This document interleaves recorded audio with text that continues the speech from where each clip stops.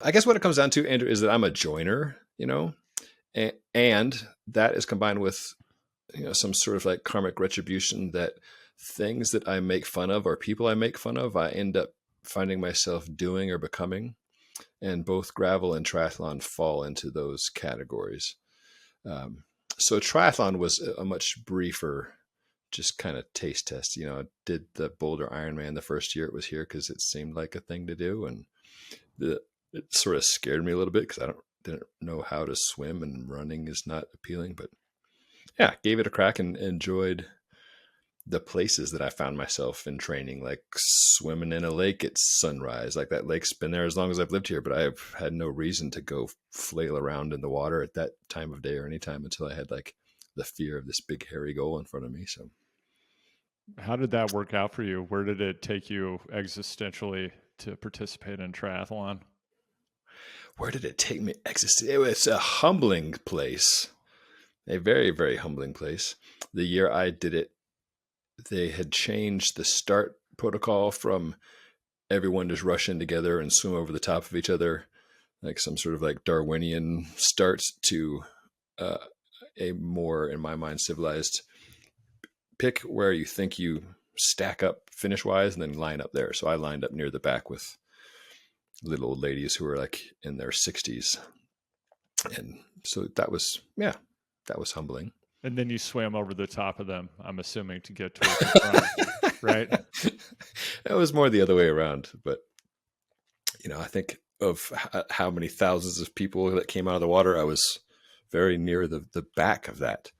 So, I mean, let's just go in a really hot direction right away. When I hear you say that, what I think about is the race that I did last weekend, and an observation that I had that I think I shared with you when we were texting was that the mass gravel start, particularly when it goes on a high speed downhill that's not neutral with a group of 500 to 1,000 people immediately, it doesn't strike me as a particularly safe, intelligent, or sustainable way to begin a race. So where are you at on this topic, Ben? Let's put a stake in the ground. So this is Rasputitsa. Yes. Yes. Yeah. The first hour of gravel races is like the most beautiful and the worst part of the whole thing. Like you can definitely put me in the camp of appreciating the mass start. I love that we're all in it together thing for a number of reasons, that all ages and genders and skill levels can all start together doing the same thing. That's cool. I appreciate that. It's also terrifying in particular instances, such as the one you mentioned. I didn't realize the start was a downhill on loose gravel. So I think, and this is geography dependent, but I think whenever possible, it is great for promoters to insert a Hogwarts sorting hat early in the event by way of gravity. So for instance, Belgian Waffle Ride California a couple years ago changed the course to have like it's like a 2-mile climb, maybe a mile and a half, something like that, within the first 4 miles. So that very quickly, you have to get in where you fit in. And instead of 1,000, 2,000, 3,000 people all deciding that they need to be at the front heading into a tight little, sketchy corner of doom, it's much more strung out and much safer. That you can't do that everywhere, and I don't know what the answer is, but like at Unbound, for instance, it's big and wide, and it's even like the pros at the front will say that can be a terrifying thing to be sort of out of control. Yeah, it can be. And I want to be clear. What do you think? Like, what's your take on how that can be solved? Because I feel breaking it down into like age group categories and gender categories, where it's so at Seattle last couple of weeks ago, for instance, they did it like a mountain bike race where we were all in little waves, and that made sense because it was on a mountain bike course and it was single track. But like that was a very different thing, and didn't feel nearly as one big family as gravel. So. Right. And Sure, if you're listening and you have no idea what Rasputitsa is, it's a gravel race that takes place in Vermont. I did the longer version of it. They have it in kilometers, but it wasn't actually 100 kilometers. I think it was around 58 miles. I did the long course. It had 7,200 vertical feet of climbing. And the start, to be clear, it wasn't on gravel. I think we started in a dirt parking lot, then hard left onto a high speed paved downhill, but shoulder to shoulder, the road surface, you don't know what you're going to ride into. And then at the bottom, it was a hard left into a sustained climb. So that is where the field could get sorted out. It wasn't very clear from the pre-race fire up speech, etc., whether that was a neutralized start or not. There was like a car/moto, but the moto actually got stuck and had to turn around in the middle of the group of riders after they had started the ride. So they had started the ride. I think a car took off. The race moto, though, was stuck. People were like swarming around it. Then it had to turn around. And, you can line up wherever. I do like that egalitarian aspect of gravel. And at the same time, you don't know what the relative skill level or level of comfort people around you might have in a group. And this is something I think about all the time as it relates to inclusivity and cycling. And when I think about my experience as a young person in Kansas City, showing up to group rides and, throughout much of the next 3 decades, having all different kinds of people curse at me and yell at me while I was doing group rides. And something that is a bit unique about cycling relative to you show up at a basketball court or a tennis court or whatever to do the sport with someone. Number one, you are on open roads. Someone did die at Rasputica this weekend. I don't know all the details, but from what's reported, they crossed a center line and had a head on with the truck. Yeah, I feel terrible for that person. And it just, that's tragic. And it underscores the fact that you're on open roads often on group rides and in these gravel races. And the actions of the people around you could actually kill you. And that's, I don't encourage people to yell at each other when you're out riding. You want to lift up the people around you and help them to ride safely. And like you are in a situation where things that are beyond your control could lead to catastrophic injury or death. And that's the actions of the riders around you. That's whether or not they're maintaining their equipment. I mean, I could like reach way back in the Wayback Machine here and talk about the exploding wheel incident that you had. That was 15, 20 years ago at this point? Yeah, 12, 13, 14 years. All right, like that's a while back. But yeah, so I think as it relates to the mass start, to try to tie the knot here, I also think for me personally, my risk tolerance over time with being in athletic competition has completely changed as a father. And, I just want to have a safe experience more than anything else. And anything that can enhance the safety of that experience, I'm in favor of. I do think it would be better probably to let people self-select based on, I think I'm going to finish in about this time, as they do at Leadville, I think they do that in marathons. I'm not a runner, but that's, yes, sources familiar have told me that's what takes place. Right. Yes. And then you could kind of go from there versus whatever might happen currently. Yeah. And, I think Unbound started that same thing last year, maybe even the year before, of people there in the starting crowds holding up a sign with the estimated finish time. And yeah, it's a tricky, sticky one for sure. And it's interesting to hear just the likes of, Ian Boswell, who has won Unbound, has, some of the same feelings and take some of the same actions as you do. If I don't want to hit the ground at high speed, and I'm willing to give up a little bit of the draft just so my blood pressure comes down. I can see a bit more. But even then, if you're in the front group, you ease off, and then some people will swarm around you, and then you're right back where you started, of wheel to wheel. And yeah, it's part of that beautiful dance of competitive cycling.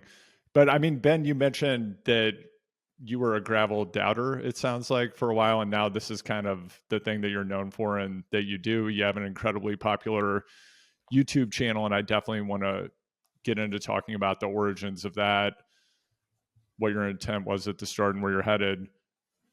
A great place to start, though, is how did you get started in gravel? When did you become gravel conscious? For me, it was 2005. You and I, of course, both were cycling journalists. You still are, but that used to be what I did for a living for a while. And gravel came into my consciousness around like 2004, 2005 with Trans Iowa. What was your point of origin? But it depends on how you chop it up. So like, I'm definitely one of those people like, well, I've been riding road bikes on dirt roads forever before we called it gravel. Yeah. So there's that.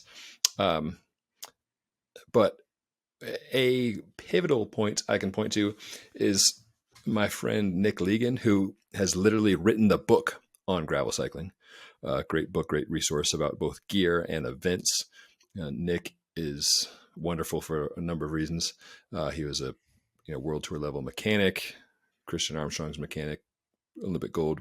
Knows his stuff about stuff, the physical elements of a bicycle, and is a heck of an adventurer himself. We were working together at the time when I was just vaguely aware of what's now Unbound, then Dirty Kansas, and he was an early proponent and was just so fired up about it. And he'd come back from the race and he'd show us every point that he would give us as to why this was a good thing went into our column. It's like, this is a terrible idea, Nick. Like, everything you were saying sounds terrible. And then you show me pictures that makes it worse. Like, hiding in a ditch as a storm blew over, may have been a tornado. Like, he thought that was an exhilarating thing. We're like, you're a moron. Why are you doing this? The time lapse photography of just nothing but a straight gravel road for on till eternity, he thought was fantastic. Where I was like, that looks terrible. I'm never going to do this. I don't know what flipped the switch from that to now me being one of these evangelists who will not shut up about it and people roll their eyes at me. But yeah, I point to Nick as the guy. And then again, being a joiner, it's like more of these events are popping up, and road racing partly losing its appeal and partly kind of losing its mojo in terms of like the number of events and the number of options. The participant nature of gravel is definitely what hooked me and what keeps me going. So like, I certainly still appreciate pro racing, but I don't miss covering it just because like it's a lot, and I maybe I just kind of OD'd myself on it. But for a lot of people, watching pro racing or following pro racing and then riding themselves is a thing. Gravel, there's some personalities to follow, but it's not really it's not a spectator sport by anyone's stretch. So I think that's why it's kind of hard to make an initial sell to it, because, unlike being able to show someone like a quick highlight reel of the NBA finals or something, where within seconds you're in awe of the world's best athleticism doing incredible things. With gravel, just you get a few pictures. If you're not into it, it looks absurd. So how is that for a convoluted non-answer for you? I think that's a great answer, Ben. And you're such a modest person that unless people listen to the introduction of this episode, they probably wouldn't know that, in fact, when you show up to a race, there's a high probability that within your age group, you're a likely winner or someone who's going to place well, and you're also quite competitive in the overall field in a lot of races. Was that the case at the outset? Did you have a completer's mentality when you began to gravel, or were you like, I'm all in, I'm going there to win? Absolutely a completer's mentality of the completer versus competer. The first Unbound I did, like, how do you, I had nothing but questions.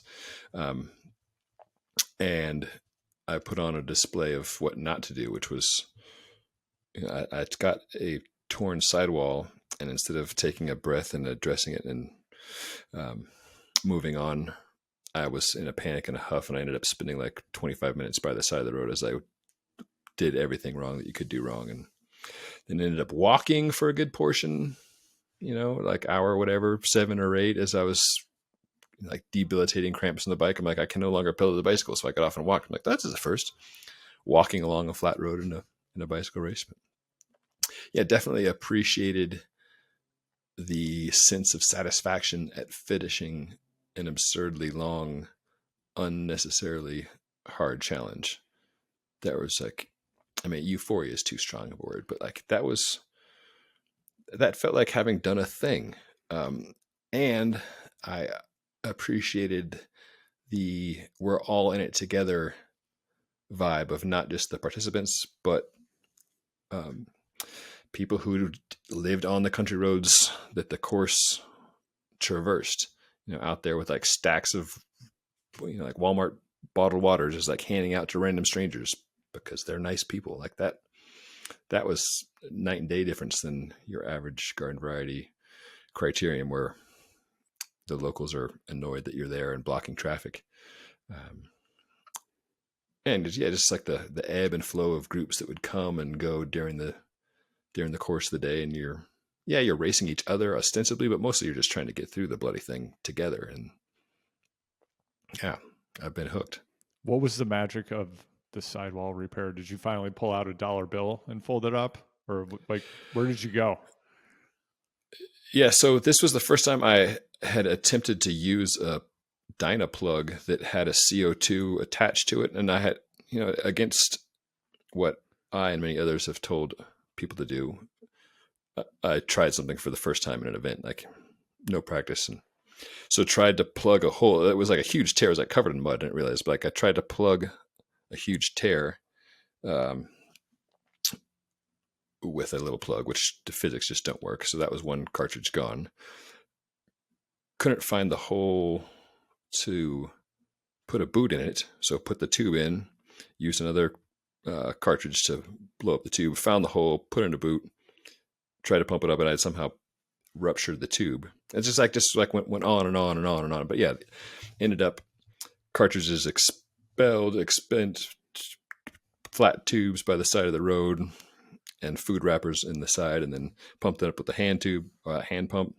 My buddy Chris, who had flatted like seconds before me, like he hit a rock and I was saying, "Oh, sorry, Chris," and just as I hit what must have been the same rock. So he had a similar thing. We were both so frantic to change and chase back onto the front group. And I guess that maybe caused me a bit of a bluff for saying I was just trying to complete, because I wanted to get back in the front group then, like even having no business to do so. Like that was my like roadie mentality, like must get back to the front group. And haste makes waste, and I certainly made a lot of waste. And yeah, he broke his pump and trying to pump up his tire so quickly. So we probably went through $100 and lots of stuff there. And you have so a great experience that you've shared. Relax. Yeah. Yeah. And since then, how many gravel races have you done at this point? That's a good question. Dozens. Yeah. So I've with the start of this YouTube channel last year, I thought I would go all in on gravel, like still covering some road stuff, but like go all in on gravel and do gear centric videos inside events whenever possible. In part because it's fun to do, and in part because just the visual spectacle of so many people together on dusty dirt roads, often in beautiful areas, like that's a lot more interesting than just one old guy sitting on a curb talking about a bike ad nauseum. So I've done Unbound 200 a couple times, to 100. Got third there last year. I want to try to win that one this year. All the fast kids go on the 200. I'm like, I'll go in the 100 with the teenagers and the dads. And, the steamboat, a lot of the Belgian waffle rides. The Mid-South is one of my favorites. That's one that I recommend to anybody who's at all interested in gravel, because it, I think, encapsulates so much of what is cool about gravel. That all aspects of the mullet are represented. If you want to race, you'll find no shortage of competition at the front. There's people on fat bikes with whiskey flasks on their bikes who are out there to make a full day of it, and then everybody in between. And it's like a multi-day celebration leading into the event, where the race is not an afterthought, but like that's just a part of what's going on there. So, and then like I've done a bunch of just smaller regional ones, of which I'm also a proponent. Like people often ask, like, what race should I do? I'm like, well, you should do two. You should do one of the big ones just because they're a spectacle and they're a thing. Even if you're not even participating, like go and work a crew at Unbound or go and volunteer at Steamboat Gravel or something like this.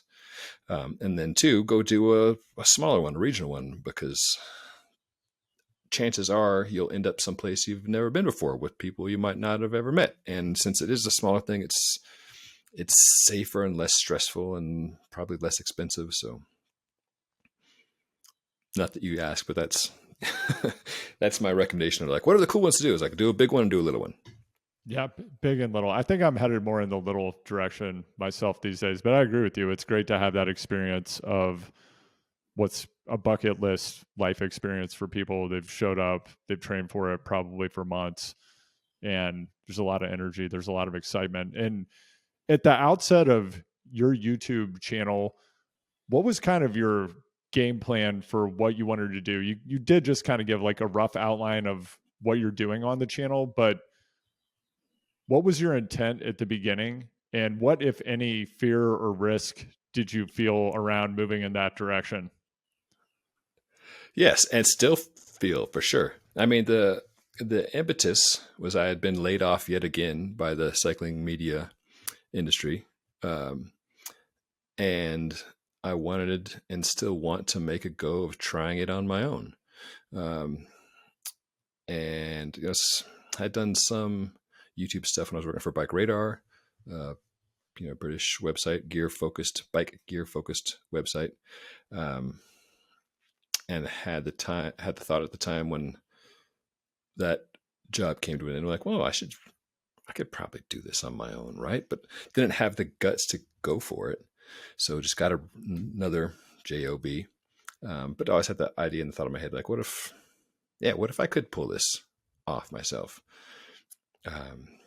And so this last go round was part of the outside armada and got thrown from that train as the bike industry at large and bike industry media in particular are shrinking.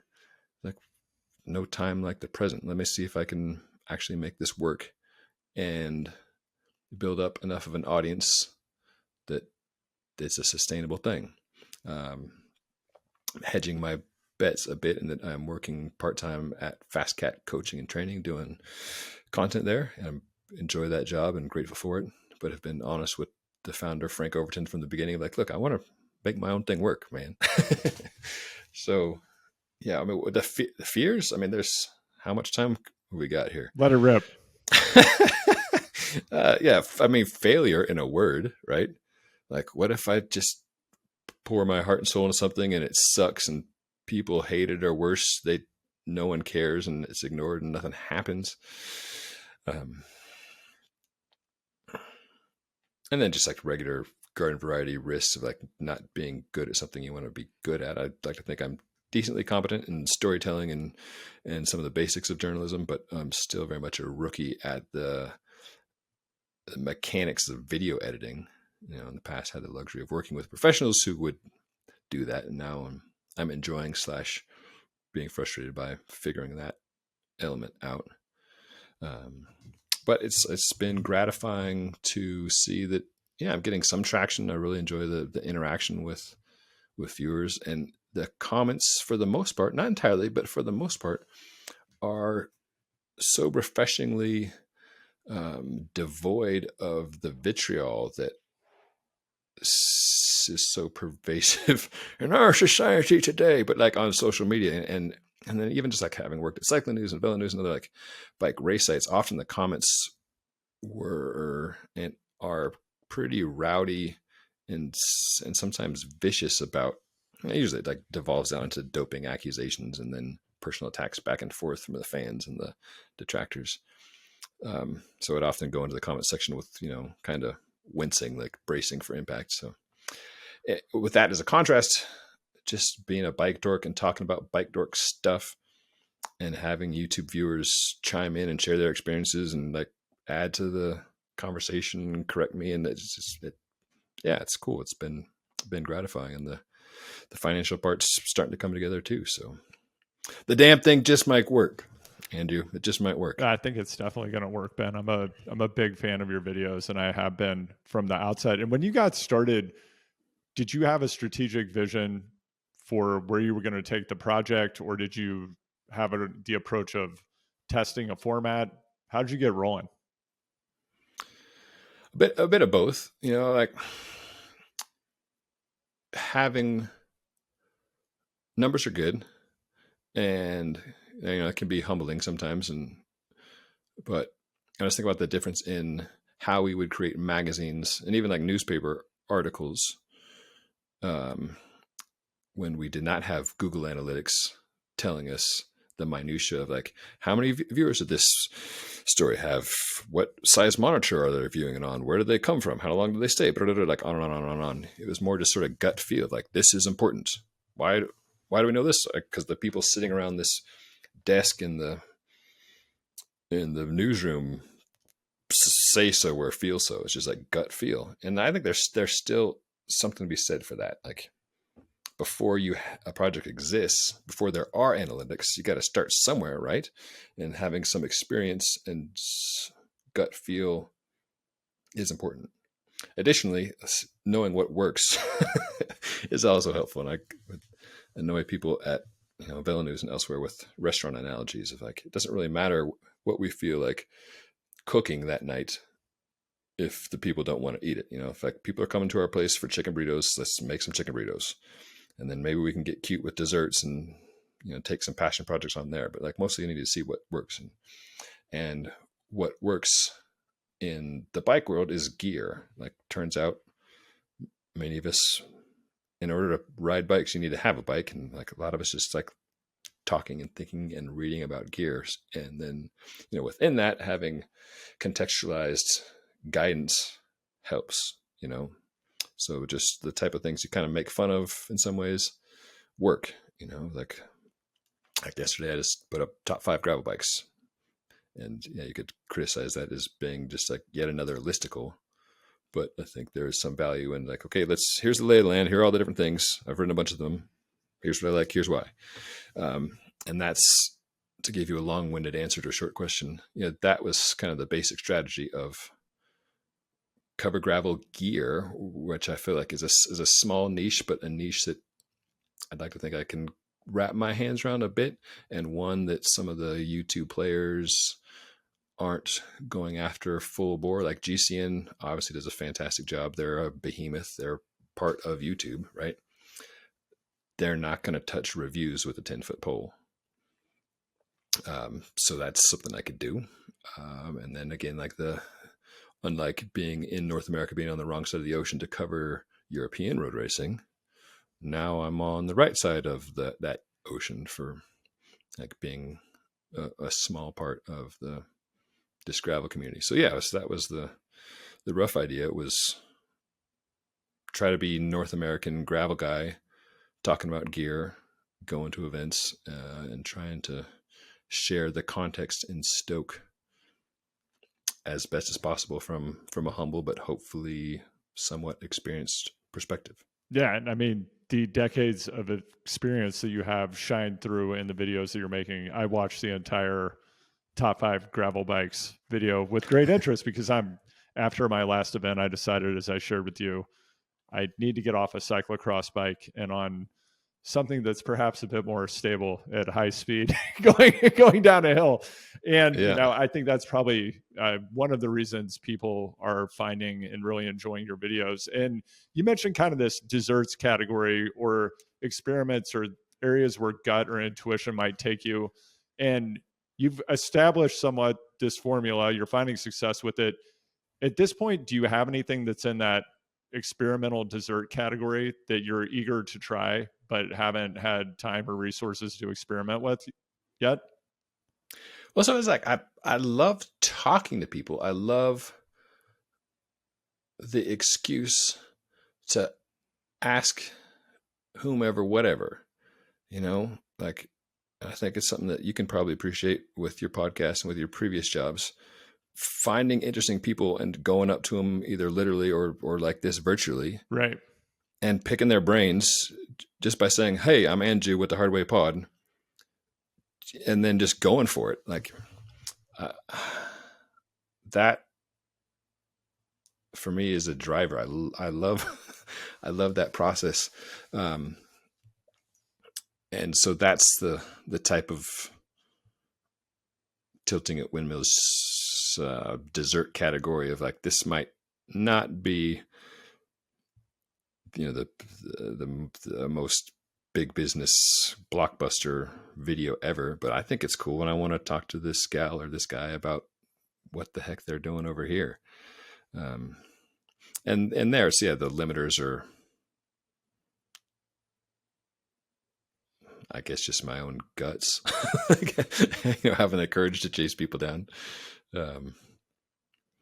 But yeah, I think it's good to do a balance of things that will work and serve the audience, and the chicken burritos, and then surprise and delight is a phrase you gets thrown around often cynically, but yeah, I think there's some value to that. If you can do that, then that's the type of stuff I like reading.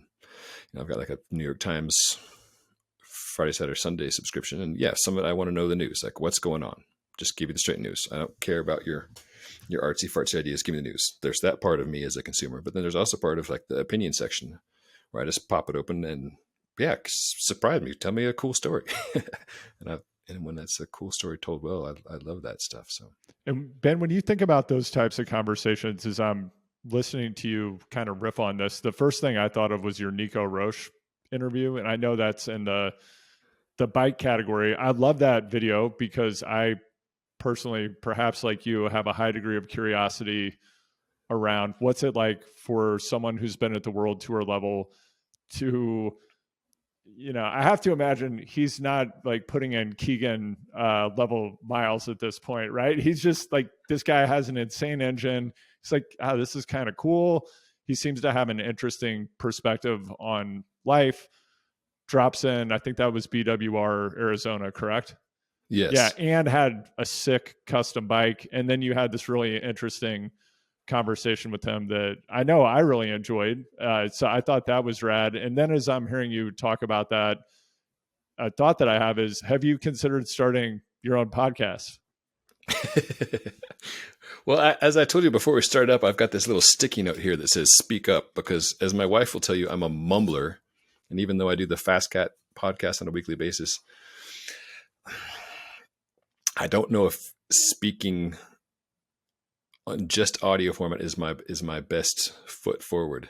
But no, I have not considered that, to give you a rambling answer. That bit with Nico, I'm glad you brought that up. That came about. That was just like a testament to the benefit of just showing up. I don't know if that's what's the old filmmaker Woody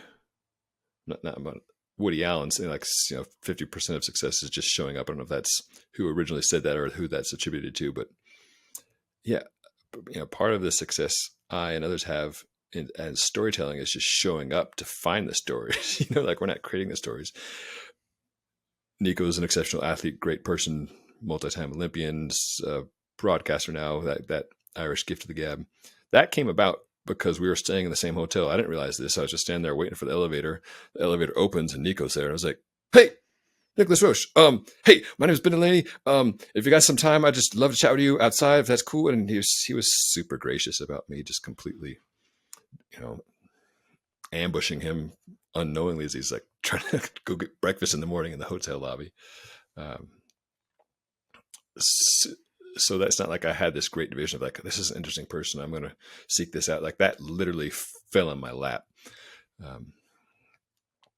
Yeah, I mean, it read as, I actually was like, wow, Ben must be super tight with Nico. And this is so cool that he had this set up when he went to BWR Arizona. How neat is that? Nope. Just like most of my life, just dumb luck. You can be, chalk that one up too. So when you show up to one of these events, as again, you are more deeply in the consistent practice of this. I have not been in the practice of traveling and doing all the logistics and ops stuff that you need to do to go do a big bike race somewhere other than in your backyard. I just hadn't done it in a while until last weekend. And when I did, I discovered wow, there is a very high cognitive load to this that I am not accustomed to. And it really struck me because I used to do it all the time. I had my whatever giant Tupperware tubs organized and be like, that's the race thing. This has got the mechanic stuff, whatever. I was very out of practice. When I think about you doing this and you're doing it frequently and you're traveling all over the place, could you give us a sense of what goes into the logistics and ops side of what you're doing? Because you're going to come, not just to, even if you say, yeah, I'm a completer. No, you're not. You're a highly competitive athlete. You're an elite athlete, basically. You're showing up. You have the potential to win these races. You're going all out. You have to have your gear be dialed. And then on top of that, you're creating this content. So what is your rough plan going into one of these weekends, and how do you execute? I screw it up a different way each time. I just have a little checklist, usually like things like elements I want to get. Start off with the content. Okay, what's the story here? And formula recently has been, let's do a bikes of this event, like the man, woman on the street type of thing. Just go around and chat with folks. That's a thing I want to get. And then, review on the bikes and gear. That's the thing I want to get. How and where am I going to do that? Where's a quiet place? Just try to literally write down a list of like, what are the pieces I want to get.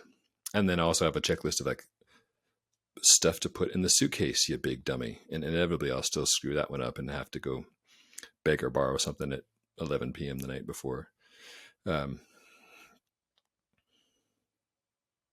yeah, just having an idea of where you want to end up, where you want to go, literally and figuratively, and then having trying to have the flexibility to be open to what's there, whether that's Nico Roche walking out of a hotel or a kind young child with a cold water bottle by the side of the road, or the draft of a big group coming past, and just being open to the moment, man. But yeah, having an idea of like, what's the point here? What are we trying to accomplish? Did you charge your batteries on the camera and the mic equipment? Try to get the basics, and then just trust that the details will somehow fall into place. Of all of the events that you've been at which you have made videos, when have things gone the most wrong?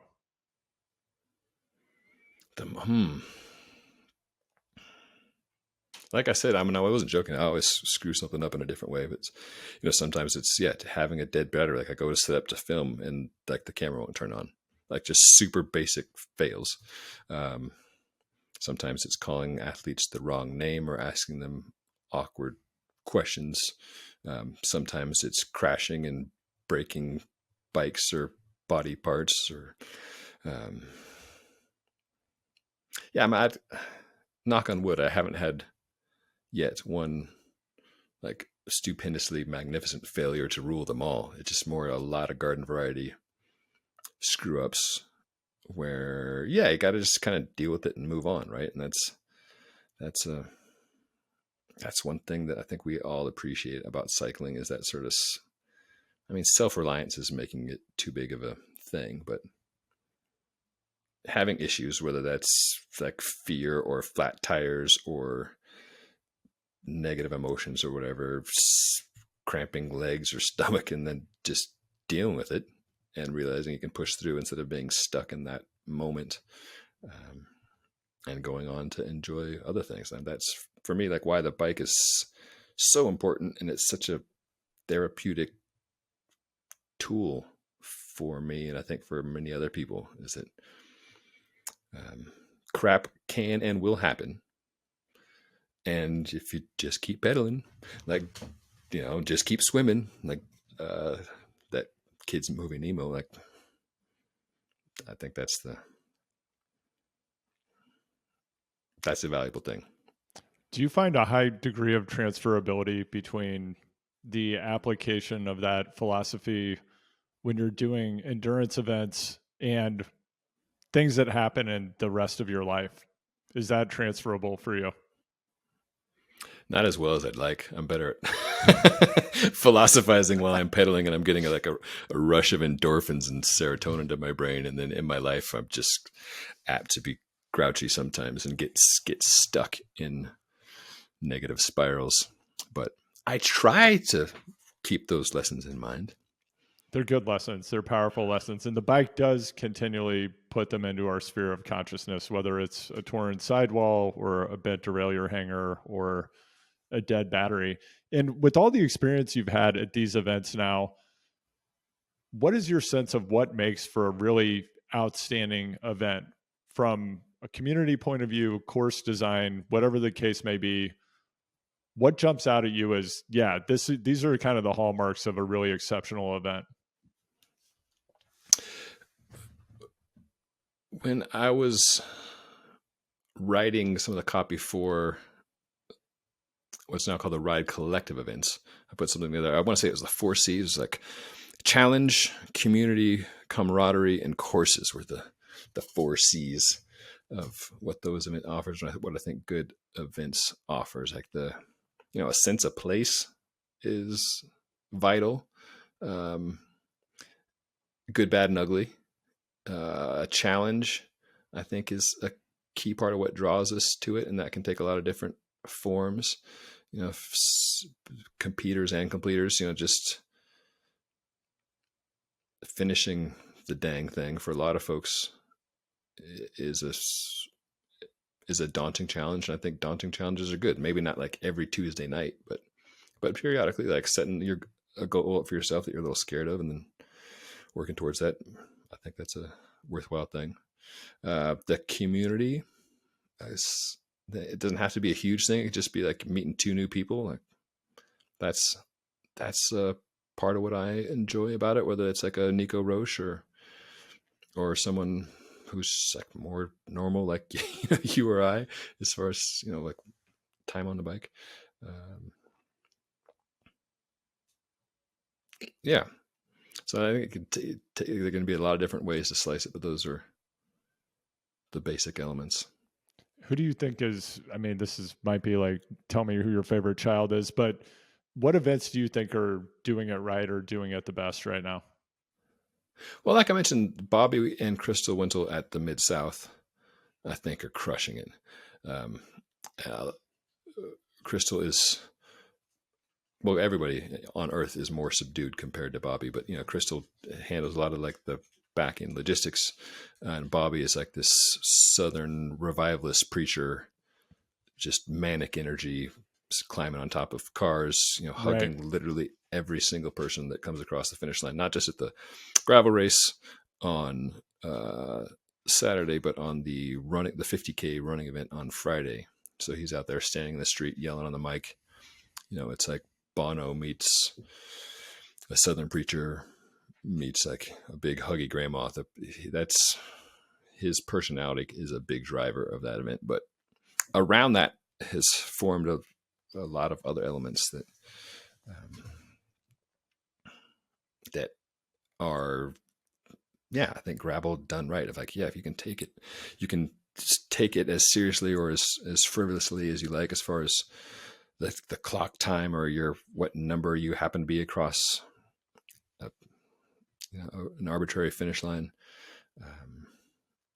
The safety is good. It's not perfect. The first time I did it, when it was still called the land run, I remember, being in the front group of like 30 or something. We came up to a highway and there was a red light and people looked and then just bolted through. And like the lemming I am, I looked both ways and then, ran the red light with everybody else because we were racing. And it's on open roads. But part of why these many gravel races exist in small towns is because just logistically, it's a lot simpler to pull off when you're in an Emporia or a Stillwater than, they're up against very different obstacles than like Belgium Off-Road California and smack in the middle of 60 gajillion people in San Diego County, so that, relatively safe feeling is positive. Right. And what would you like to see tried or attempted from an event point of view that you haven't seen done yet, if anything? Well, I think one thing we all one thing that would be fun to see, and I don't know how the heck you would do it, which is why I want to see it, is a television or streaming video production of some of these big events.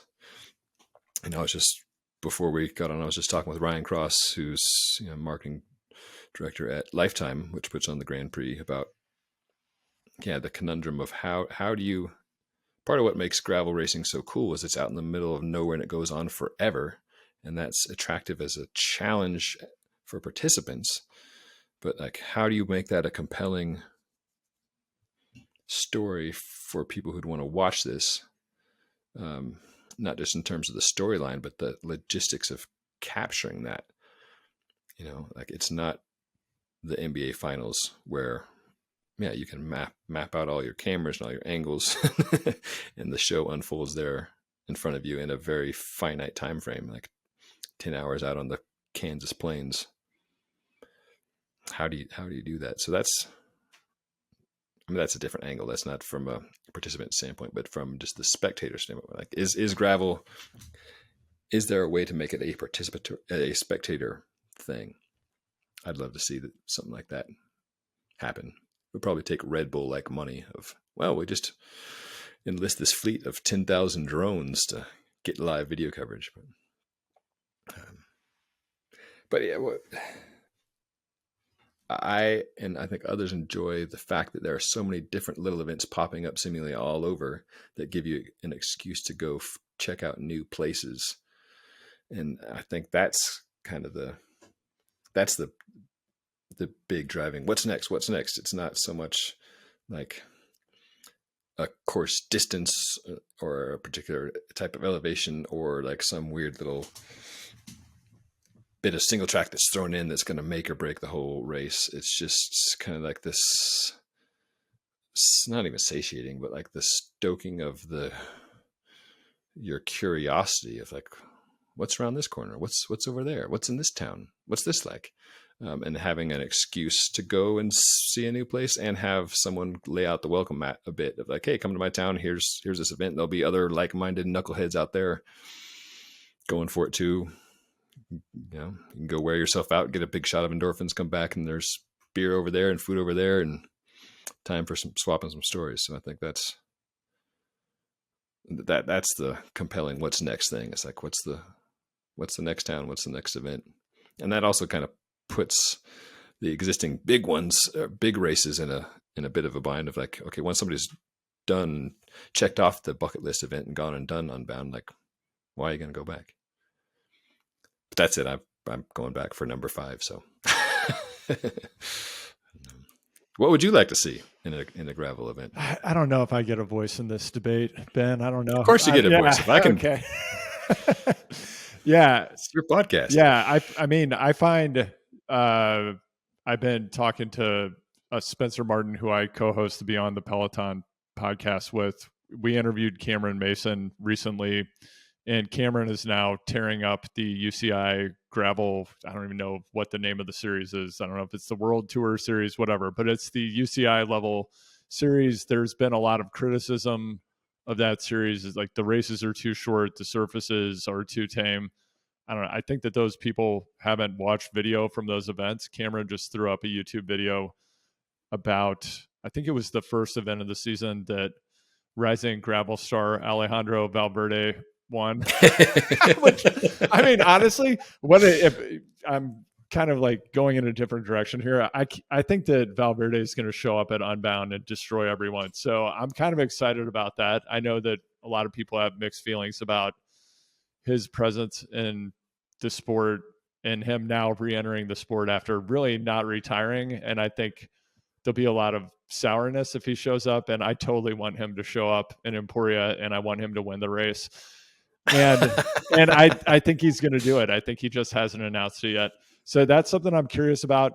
Like you, you've actually done like the large Unbound. I guess now there's an even larger Unbound. There's the Unbound XL, but you've done the proper Unbound 200. I always did the Unbound 100. This is like a sensible person. Yeah.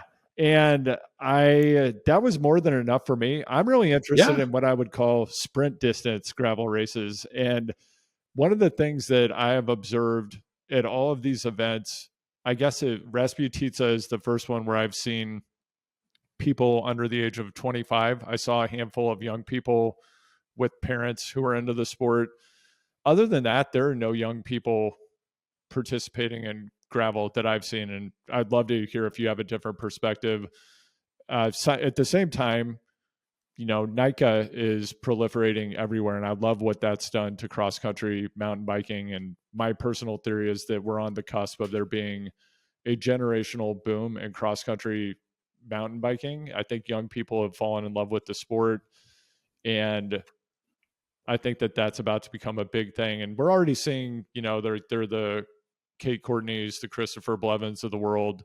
So there is this current generation of world-class talent, a lot of it coming out of NorCal and Boulder. I think that we're about to, because of the Waltons and other factors, we're about to see more talent coming from more places than we ever have before in mountain biking.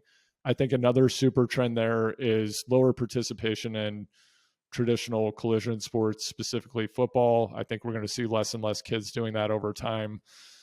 And I'm really like losing the plot here, Ben. But to like when you said typical collision sports, I thought you were going to say criteriums. Yeah, criterium racing, things where people have injuries you would otherwise only get in a car wreck, like bicycle road racing.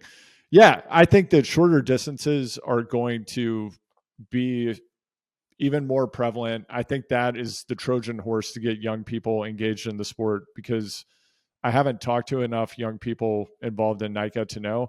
My guess is the time cost and the base that you need to show up and do a 100 or 200 mile gravel race is onerous for a young person. Also, perhaps out of scope for a TikTok level attention span. And I think that that's what the sport needs to do, to have a feeder of bringing people in and participating. I also think that we're about to have a wave of liability related problems for gravel racing and gravel races happening on open roads. It just seems like an inevitability to me. And I think you need a way for these to be safer and for more people to be able to show up and do them that aren't people who are older, who have time and resources to do it.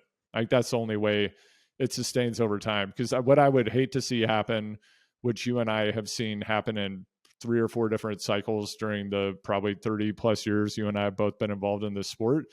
But, we had the Norba boom in the late 80s, early 90s. Then that faded out. It was very difficult to put on those races.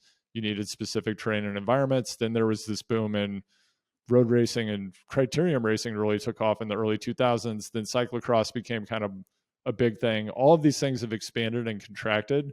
Gravel is the one, because there is this factor similar to running or triathlon, where a lot of people are just, as you said, they're just want to show up and complete the event, which is an unusual thing in the history of mass participation cycling events. I guess there were Grand Fondos before that, but I don't know. I was never really part of that personally.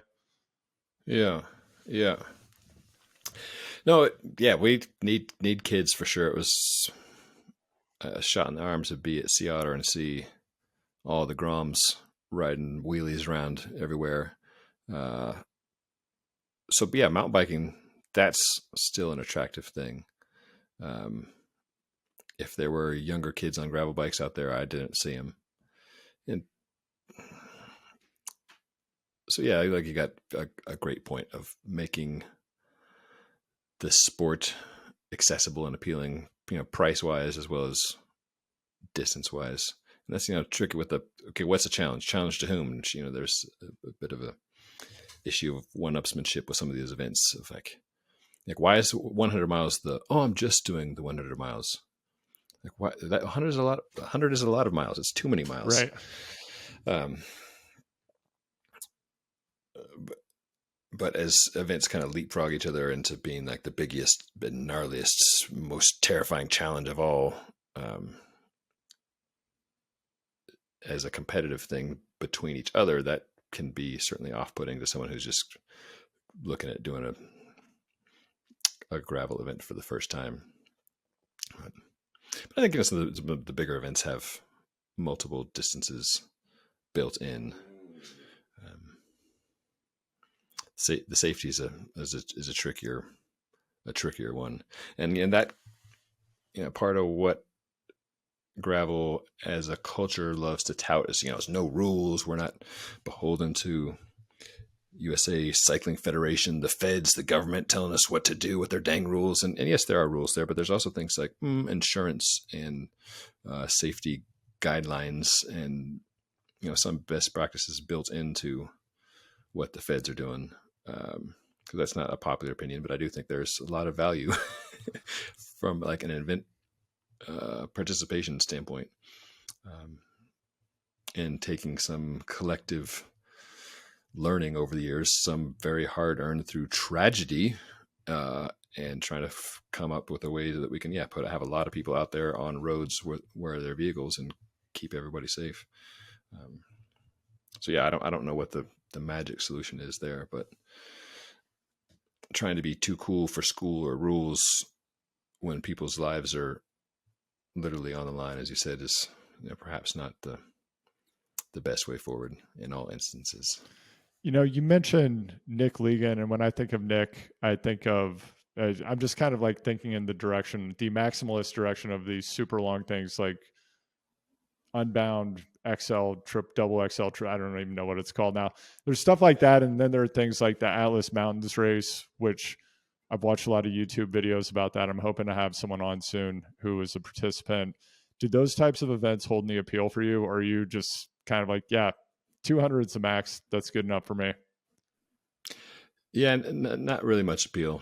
And again, I'm like careful about saying that because I've said that about all these other things that I've found myself doing. But my friend Betsy Welch, who's a great writer and great rider, she categorizes people as like inside dogs and outside dogs, and she's an outside dog where I think she's on a tour right now in Spain with like, maybe a pair of shorts and flip flops and a credit card in her bike pack, and she's just off riding her face off, sleeping wherever. I'm a soft person. I like to come back to four walls and a shower and a bed, and that's kind of where I am. So no, not interested. You? No, I'm good. Yeah. Yeah. No, I'm good to go. Yeah. I don't have time for something like that at this point in my life. Yeah. Well, and also like what, parents, like we don't have to imagine what extreme fatigue feels like and like gritting it out day after day with little sleep. Like that's been the reality for many years for many of us. Like, no, we've got that experience. Okay. It's prime gravel training. I don't know if FasCat has a program that integrates being a parent of small children to help you get adapted to what might happen during a gravel race, but that's true, Ben. Yeah. Yeah, absolutely. So we talked about this a little bit. We talked about some of the ideas that you have for where you want to take the YouTube channel and what you're doing. But as you look ahead, is there anything even bigger that you have in mind or that you're pursuing, or are you just kind of taking this one step at a time? I would love to get to a point where I can not just make it a sustainable thing for me, but have other people working with me. So, some for selfish reasons, because I enjoy the collaborative work of making creative stuff together. That's more pie in the sky, but that's ultimately where I'd like to be. Just put a website together, just kind of as a place marker of sorts, the ride.bike. But yes, job one is making the ride on YouTube my full-time thing, with primarily gravel and some road content where I'm talking about stuff, but also talking to people, because like we were talking about, like that's an enjoyable part for me, and I hope that could be viable commercially, for lack of a better term. Yeah. And Ben, I remember when you had the idea for the ride and you kind of circulated, I think it was a beta video before not Betamax for anyone who's Ben and I know what a Betamax video cassette is, and that it was in a format war with VHS early in our youth, when watching Goonies at a birthday party was like a really big deal because someone had a VCR. But I'm talking more about an experimental version of a product. So Ben, you had created a beta version of a video, you'd circulated it to people. So I remember from the very earliest days, I thought what you were doing was cool. I thought you would have huge success. It's been awesome to watch you get traction and product market fit with what you're doing. And I know that you have even bigger things ahead of you. So thanks, Ben, for taking time to join me here today. Thanks for putting out your awesome videos. And it's been great to have you here, man. Thanks very much, man. I appreciate all your kind words and your ongoing support, and it was an honor to chat with you today.